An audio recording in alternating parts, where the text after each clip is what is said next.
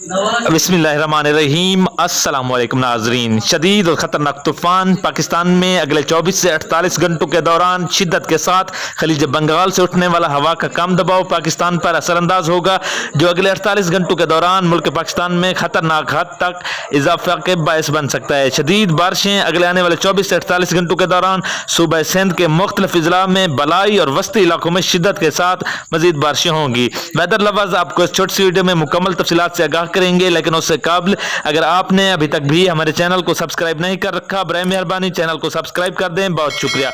महकमा मौसमियात की रिपोर्ट के मुताबिक पाकिस्तान में हवा का कम दबाव मुसलसल असरअंदाज हो रहा है। वेदर मॉडल्स के मुताबिक पाकिस्तान में अगले आने वाले सितंबर का पहला हफ्ता शिद्दत के साथ बारिशों का बायस बन सकता है। बहिरा अरब से उठने वाला हवा का कम दबाव शहर कैद, कराची और सूबा सिंध के बलाई और वस्ती इलाकों में शिद्दत के साथ खूब बारिशें बरसा सकता है।